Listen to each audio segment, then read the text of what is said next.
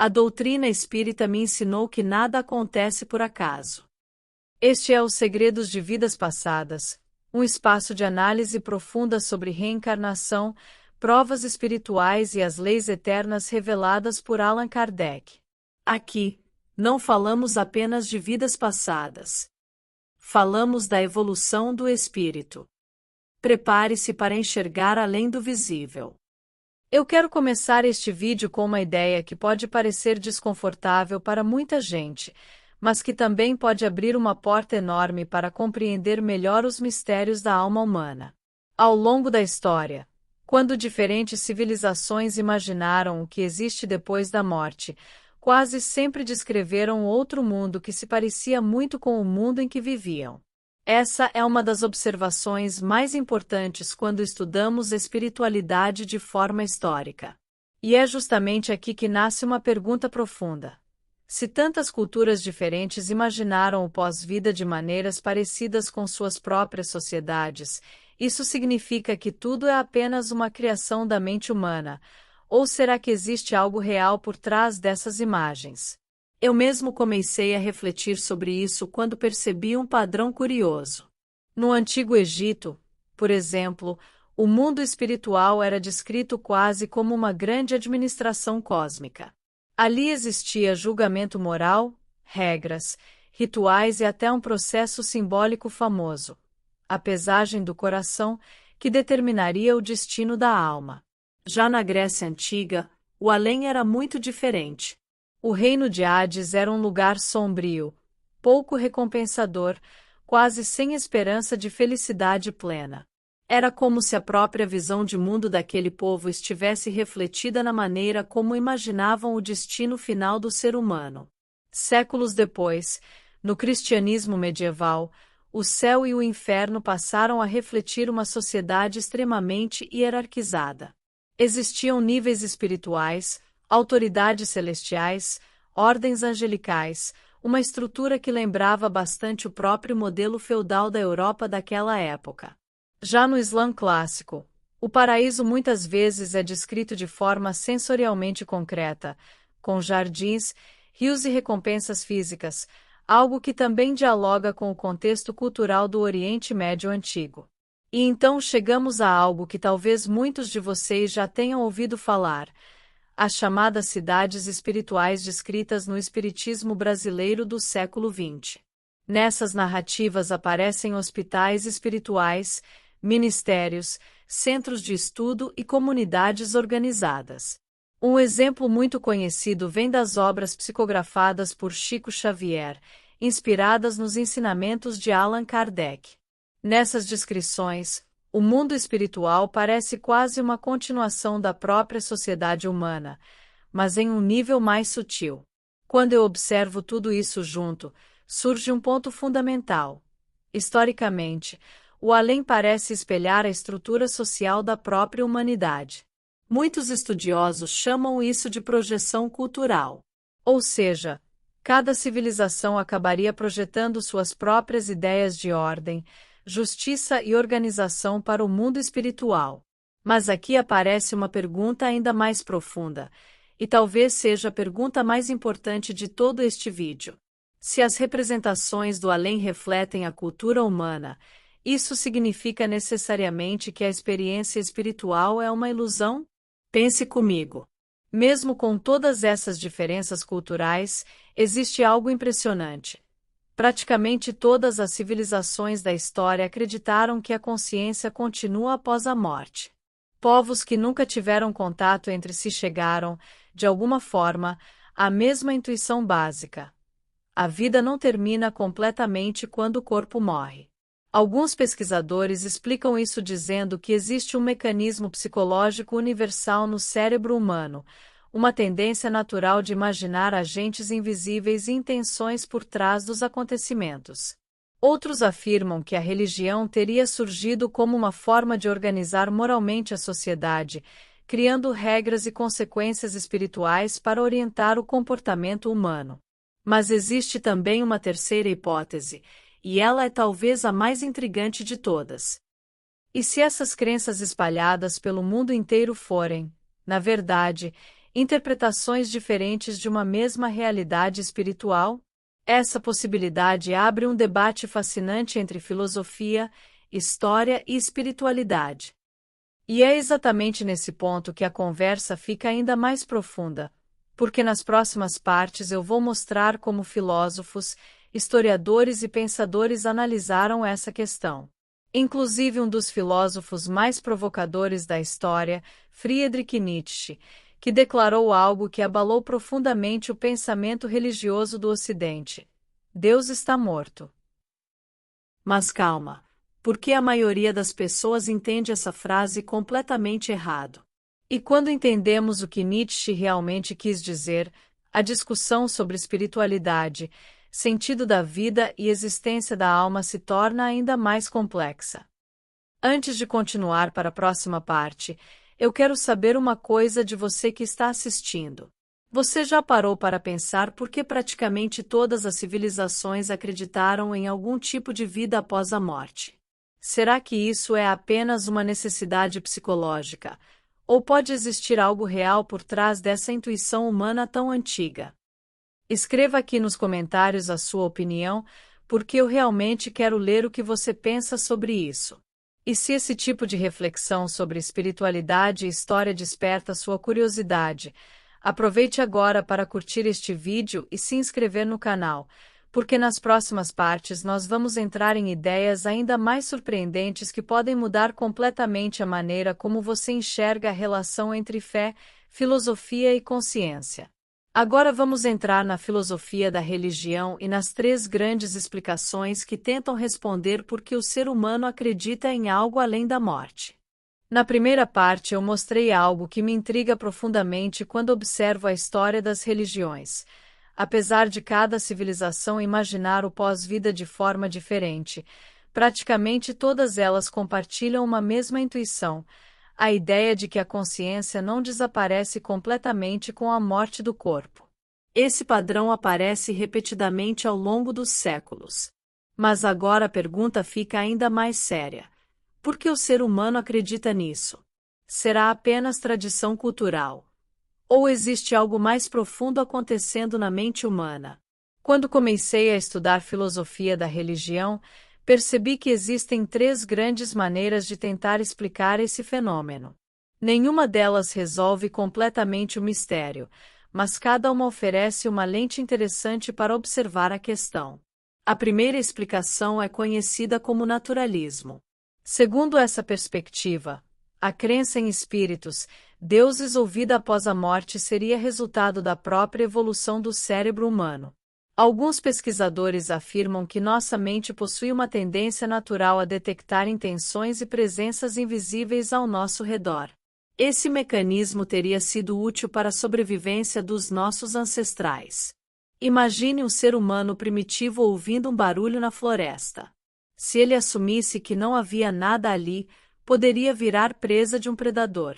Mas se ele interpretasse o som como a presença de algum agente, mesmo que não existisse, ele aumentaria suas chances de sobreviver. Com o tempo, esse tipo de percepção teria se transformado em narrativas sobre espíritos, entidades e forças invisíveis. Essa hipótese tenta explicar por que tantas culturas desenvolveram sistemas espirituais complexos. Não porque esses mundos espirituais existam necessariamente, mas porque a mente humana estaria naturalmente inclinada a imaginá-los. Mas existe uma segunda explicação que é bastante discutida nas ciências sociais: o construtivismo cultural. Nessa visão, as religiões funcionam como grandes narrativas que ajudam a organizar o sentido da vida humana. Pense comigo: a morte é provavelmente o maior mistério que enfrentamos. Ela coloca diante de nós perguntas que parecem impossíveis de responder. Para onde vamos? O que acontece com nossa consciência? Existe algum tipo de justiça para as coisas que acontecem neste mundo? As tradições religiosas acabam oferecendo respostas simbólicas para essas perguntas. Elas criam histórias, imagens e conceitos que ajudam as pessoas a lidar com o medo da morte e com o sofrimento da vida. Nesse sentido, a espiritualidade teria também uma função social importante, organizar valores, orientar comportamentos e oferecer esperança. Mas há ainda uma terceira posição, e ela talvez seja a mais controversa de todas. Alguns filósofos chamam essa perspectiva de realismo religioso. Segundo essa ideia, a experiência espiritual não seria apenas uma construção psicológica ou cultural. Ela poderia ser uma percepção imperfeita de uma realidade transcendente. Em outras palavras, as religiões seriam tentativas humanas de descrever algo real, mas usando a linguagem e os símbolos disponíveis em cada época. Se isso for verdade, então as diferentes descrições do além não seriam provas de que tudo é imaginação. Elas poderiam ser apenas interpretações culturais de uma mesma realidade espiritual que está além da nossa compreensão completa. Percebe como a questão se torna mais complexa. O debate sério sobre religião não é simplesmente uma disputa entre pessoas inteligentes e pessoas ingênuas. Também não é uma batalha entre ciência e fé. Na verdade, estamos falando de algo muito mais profundo, uma discussão sobre os próprios fundamentos da realidade e da consciência. E aqui começa a surgir outra pergunta fascinante. Quando alguém afirma acreditar em uma realidade espiritual, qual é exatamente o tipo de evidência que essa pessoa está usando para sustentar essa crença? Essa pergunta nos leva diretamente para o próximo tema da nossa conversa, a epistemologia da crença. Pode parecer um termo complicado, mas a ideia é simples. Trata-se de entender como sabemos aquilo que acreditamos saber. O que realmente conta como evidência? Um testemunho pode ser considerado conhecimento. Uma experiência espiritual pessoal pode ser tratada como prova de alguma coisa. Essas perguntas ficaram especialmente importantes dentro do espiritismo moderno, principalmente depois que Allan Kardec tentou organizar relatos mediúnicos usando algo parecido com o método comparativo. A intenção era observar se diferentes médiuns, em lugares diferentes, descreviam fenômenos semelhantes. Mas será que isso realmente prova alguma coisa? Ou poderia existir influência cultural, expectativa psicológica ou até mesmo coincidência? Na próxima parte nós vamos mergulhar exatamente nesse ponto. Vamos falar sobre como a filosofia moderna tenta responder uma pergunta extremamente difícil: o que realmente pode ser considerado evidência quando o assunto é espiritualidade? E eu quero aproveitar para ouvir você que está acompanhando esse vídeo até aqui.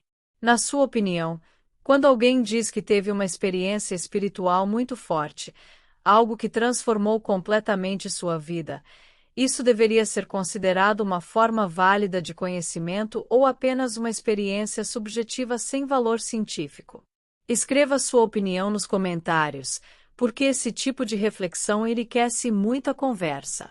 E tem um detalhe importante que muita gente não percebe: uma grande parte das pessoas que assistem aos vídeos aqui do canal ainda não está inscrita.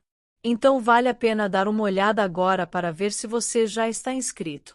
Se ainda não estiver, aproveite para se inscrever e ativar as notificações, porque nas próximas partes nós vamos entrar em uma discussão filosófica ainda mais intensa, incluindo a crítica radical feita por Friedrich Nietzsche, que chegou a declarar algo que mudou completamente a forma como o mundo moderno pensa sobre Deus, moral e sentido da vida. Aqui vamos entrar na questão da evidência, nas críticas ao espiritismo e no debate filosófico sobre o que realmente podemos considerar conhecimento quando falamos de realidade espiritual. Agora eu quero entrar em um ponto que costuma provocar debates intensos sempre que o assunto é espiritualidade: a questão da evidência. Porque uma coisa é alguém dizer que acredita na vida após a morte. Outra coisa completamente diferente é perguntar como essa pessoa chegou a essa conclusão. E foi exatamente essa pergunta que começou a me intrigar quando eu comecei a estudar mais profundamente o pensamento religioso e filosófico. Se queremos levar esse tema a sério, precisamos fazer uma pergunta simples, mas extremamente difícil de responder. O que realmente conta como prova quando estamos falando de algo que talvez esteja além do mundo físico? Essa questão aparece com muita força no espiritismo moderno. No século XIX, Allan Kardec tentou organizar uma série de comunicações mediúnicas que, segundo ele, vinham de espíritos. A proposta de Kardec era observar relatos vindos de médiuns diferentes, em lugares diferentes, e verificar se existia algum tipo de convergência nas informações transmitidas. A ideia parecia, para muitos, quase um método comparativo. Se vários médiuns descrevessem fenômenos semelhantes sem se conhecerem, isso poderia indicar que havia algo real acontecendo. Foi assim que nasceram muitas das bases do espiritismo kardecista. Mais tarde, no Brasil, relatos espirituais ganharam enorme popularidade através das psicografias atribuídas a Chico Xavier. Nessas narrativas, espíritos descrevem cidades espirituais, hospitais, centros de aprendizado e comunidades organizadas no plano invisível. Para muitas pessoas, esses relatos funcionam como testemunhos poderosos. Há leitores que dizem sentir profunda coerência moral nessas mensagens. Outros afirmam que essas obras trouxeram consolo em momentos de perda e sofrimento. Mas os críticos levantam uma questão importante. Eles perguntam: será que esses relatos são realmente evidências de uma realidade espiritual, ou poderiam ser resultado de expectativa psicológica, influência cultural ou até mesmo coincidências interpretadas de maneira espiritual? Essa pergunta nos leva a um campo da filosofia chamado epistemologia, o estudo sobre como o conhecimento é formado. A epistemologia pergunta algo essencial: quando podemos dizer que realmente sabemos alguma coisa? Por exemplo, quando confiamos em um testemunho humano. Todos nós confiamos em testemunhos o tempo todo. Confiamos em historiadores quando eles descrevem eventos do passado. Confiamos em médicos quando explicam diagnósticos. Confiamos em cientistas quando divulgam resultados de pesquisas. Grande parte do nosso conhecimento vem de informações que recebemos de outras pessoas. Então surge uma questão interessante. Por que, em alguns casos, consideramos o testemunho uma fonte válida de conhecimento, e em outros não? Quando o assunto envolve experiências espirituais, muitos pensadores argumentam que o problema está na impossibilidade de verificação independente.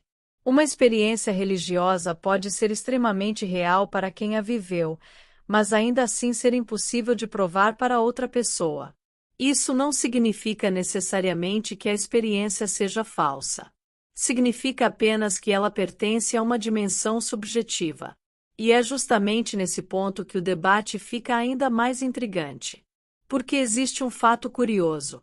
Até mesmo algumas posições ateístas acabam entrando em território filosófico semelhante.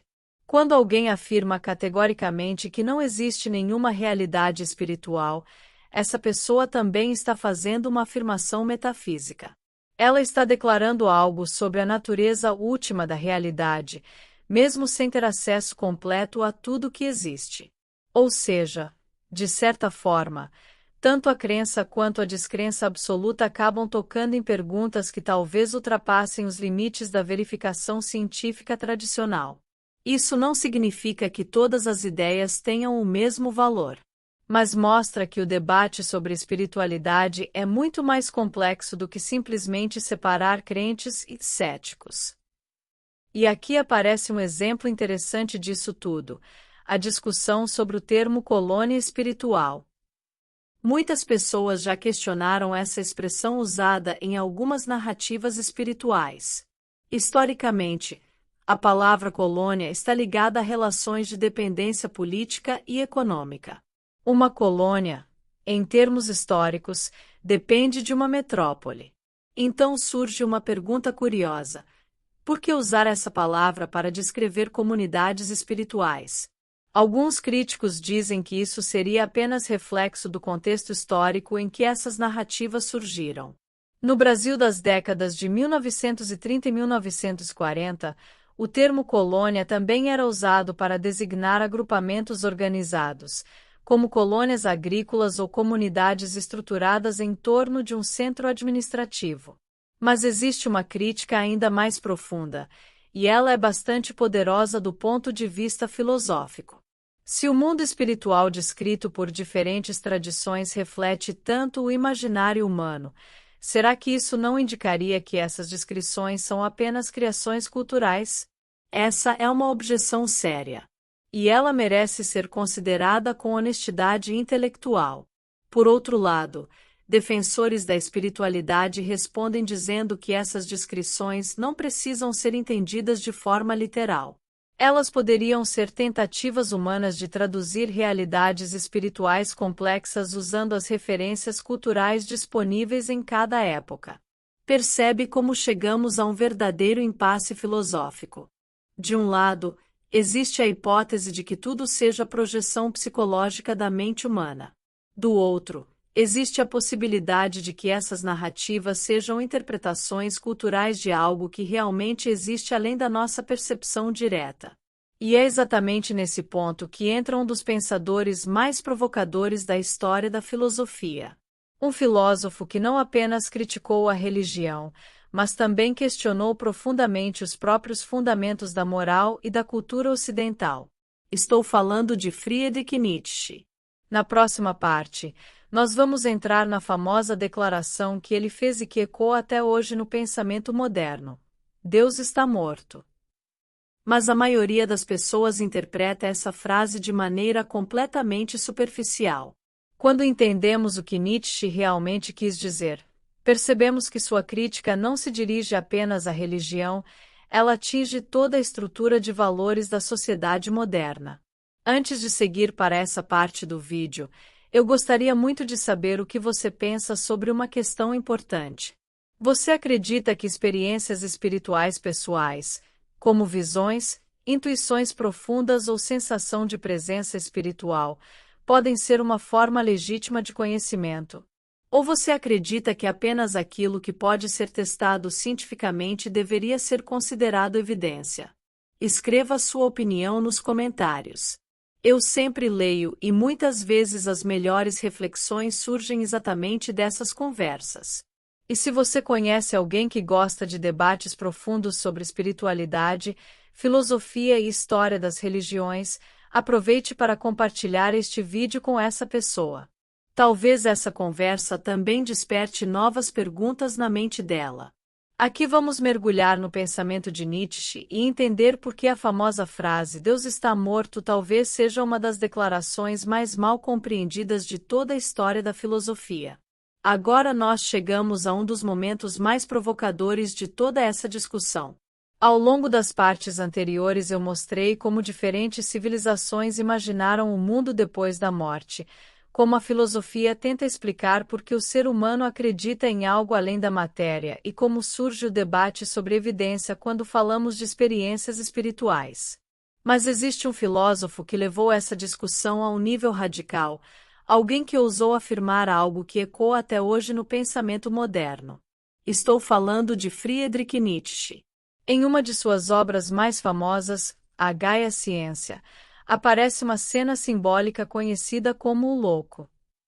Nela, um homem entra em uma praça durante o dia carregando uma lanterna acesa e começa a gritar que está procurando Deus. As pessoas ao redor riem dele, porque muitas já não acreditavam mais em Deus. Então o personagem faz uma declaração chocante: Deus está morto e nós o matamos.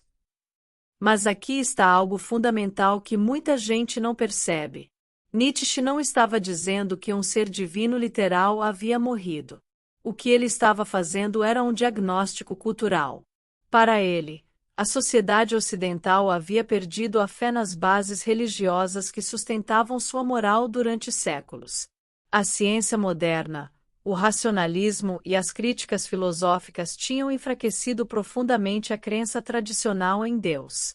O problema, segundo Nietzsche, é que mesmo depois de abandonar a crença religiosa, a sociedade continuava tentando preservar os mesmos valores morais que haviam surgido dentro dessa tradição religiosa. Valores como verdade absoluta, bem universal, dignidade humana e igualdade moral continuavam sendo defendidos, mas sem o fundamento transcendental que antes lhes dava sustentação. Para Nietzsche, Isso era uma grande incoerência. Ele se perguntava: se retiramos a base metafísica que sustentava esses valores, de onde exatamente eles vêm agora? Quem decide o que é certo ou errado? Quem define o que tem valor ou não tem? Essas perguntas levam diretamente a um conceito central no pensamento dele: o niilismo. O niilismo é a percepção de que talvez não exista nenhum sentido absoluto ou propósito dado ao universo. Quando as antigas crenças entram em colapso, surge um vazio. Um espaço em que as pessoas já não sabem mais em que acreditar. Mas aqui existe algo muito interessante no pensamento de Nietzsche. Ele não queria que a humanidade simplesmente caísse no desespero. Ele acreditava que esse vazio poderia abrir caminho para algo novo. Em obras como Assim Falou Zaratustra, ele desenvolve a ideia de que o ser humano precisa aprender a criar seus próprios valores. Em vez de depender de uma autoridade transcendental para definir o que é certo ou errado, cada indivíduo deveria assumir a responsabilidade de construir sentido para a própria existência. É nesse contexto que aparecem conceitos famosos como a vontade de potência e a transvaloração dos valores. Nietzsche acreditava que a humanidade precisava superar sistemas morais que, na visão dele, estavam baseados em ressentimento ou negação da vida. E aqui chegamos a um ponto curioso que conecta essa filosofia com o nosso tema inicial sobre espiritualidade. Se olharmos para a ideia de mundos espirituais organizados, cidades espirituais, colônias, planos superiores, um pensador como Nietzsche talvez dissesse que essas narrativas representam uma tentativa humana de preservar sentido moral depois que a crença tradicional em Deus começou a enfraquecer. Na visão dele, o ser humano teria dificuldade em aceitar um universo sem propósito garantido. Por isso, continuaria criando estruturas simbólicas que oferecem direção, justiça cósmica e continuidade da consciência. Mas existe um detalhe que torna a crítica de Nietzsche ainda mais fascinante. Ele também desconfiava de algo que hoje chamaríamos de cientificismo ingênuo. Para Nietzsche, até mesmo a ciência depende de um valor que não pode ser provado cientificamente: a crença de que a verdade deve ser buscada acima de tudo. Percebe a ironia? Mesmo aqueles que rejeitam completamente a religião ainda podem estar apoiando suas convicções em valores que não são demonstráveis empiricamente. Por isso, Nietzsche não atacava apenas a religião. Ele questionava os próprios fundamentos de toda a cultura ocidental. E aqui surge uma provocação filosófica que continua extremamente atual. Se Deus está morto, no sentido cultural que Nietzsche descreveu, então quem cria os valores que orientam nossa vida? Se não existe uma autoridade transcendental definindo o que é verdade ou justiça, será que todos os valores são apenas interpretações humanas? E se tudo é interpretação, por que algumas interpretações deveriam ser consideradas melhores do que outras? Nietzsche aceitava essa vertigem intelectual. Ele acreditava que a humanidade precisava aprender a viver sem garantias metafísicas. Mas muitas pessoas não se sentem confortáveis com essa ideia. Ao longo da história, a religião ofereceu algo muito poderoso: estabilidade moral e sentido existencial. Talvez seja exatamente por isso que, mesmo após séculos de avanço científico e crítica filosófica, a espiritualidade continua existindo em tantas formas diferentes. Antes de irmos para a última parte deste vídeo, onde eu vou trazer uma reflexão final que conecta história, filosofia e espiritualidade, eu gostaria de ouvir sua opinião sobre algo importante. Você acredita que o ser humano realmente conseguiria viver em uma sociedade completamente sem crenças transcendentes? Ou você acha que a busca por algo além da matéria faz parte da própria natureza humana? Escreva sua resposta nos comentários. Eu gosto muito de acompanhar essas reflexões porque muitas vezes as ideias mais interessantes surgem justamente das diferentes perspectivas de quem está assistindo. E se você está chegando até aqui neste vídeo, aproveite também para deixar seu like, porque isso ajuda o conteúdo a alcançar mais pessoas que também gostam de discutir filosofia, espiritualidade e história de forma profunda. Agora vamos fechar essa reflexão com a pergunta filosófica central: por que, mesmo depois de tantos séculos de críticas e transformações culturais, a humanidade nunca abandonou completamente a ideia de transcendência? Agora nós chegamos ao ponto final dessa reflexão. Ao longo deste vídeo eu procurei caminhar com você por diferentes caminhos do pensamento humano. Começamos observando algo que a própria história revela quando olhamos para civilizações distintas. Cada sociedade imaginou o pós-vida de maneira diferente, mas quase todas compartilharam a mesma intuição de que a consciência não termina com a morte do corpo.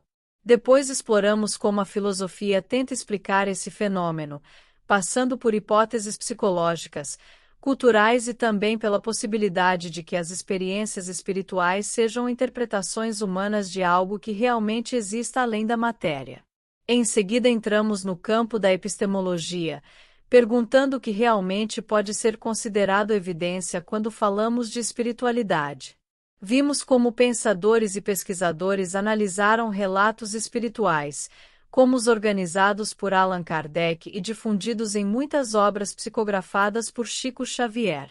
Para algumas pessoas, esses relatos representam testemunhos significativos. Para outras, são fenômenos que precisam ser interpretados com cautela, levando em conta fatores culturais e psicológicos. Depois mergulhamos na provocação filosófica de Friedrich Nietzsche, que declarou que Deus está morto.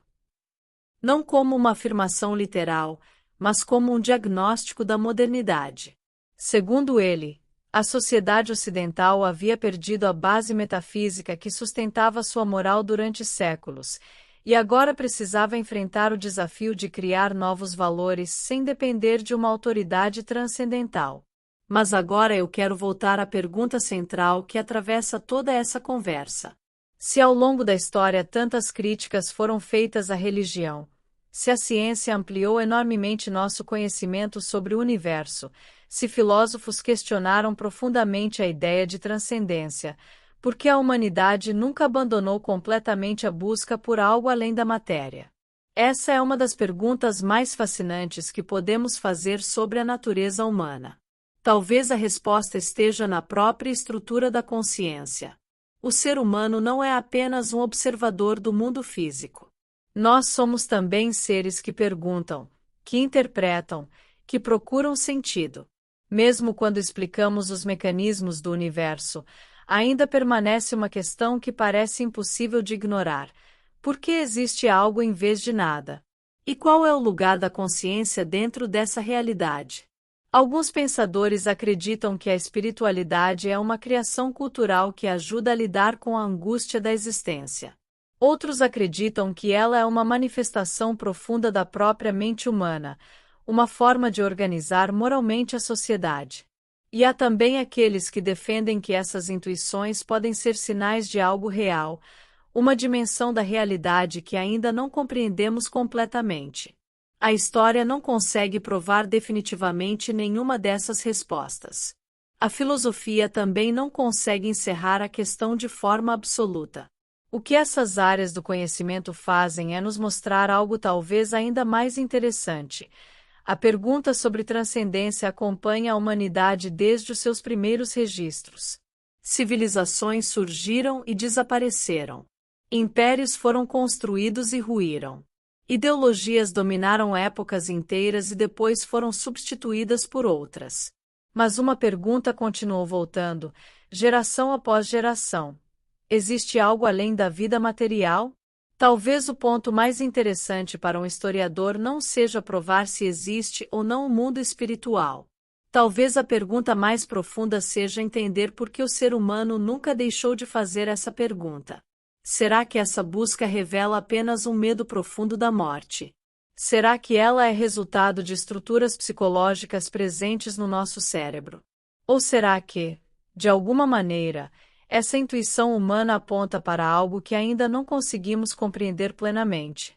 Eu acredito que refletir sobre essas questões não é sinal de fraqueza intelectual. Pelo contrário, é uma das coisas que tornam a experiência humana tão extraordinária. Nós somos uma espécie capaz de olhar para o céu estrelado, para a própria consciência e para o mistério da existência, e perguntar qual é o sentido de tudo isso. E talvez seja justamente essa pergunta que mantém viva a investigação espiritual ao longo da história. Agora eu gostaria de ouvir você. Depois de tudo que discutimos neste vídeo, qual hipótese faz mais sentido para você? A crença na imortalidade da alma seria apenas uma construção cultural da humanidade, ou pode existir algo real por trás dessa intuição que atravessa tantas civilizações? Escreva sua reflexão aqui nos comentários, porque esse tipo de debate ajuda muito a enriquecer a conversa. E se você gostou desse tipo de conteúdo que mistura história, filosofia e espiritualidade, aproveite também para compartilhar este vídeo com alguém que gosta de pensar profundamente sobre os mistérios da existência. Muitas vezes uma simples conversa pode abrir novas formas de enxergar o mundo. Se essa mensagem tocou você, continue assistindo e fortalecendo sua consciência. Eu te espero no próximo vídeo dos Segredos de Vidas Passadas. E nunca se esqueça, fortaleça seu espírito hoje, para compreender melhor sua eternidade.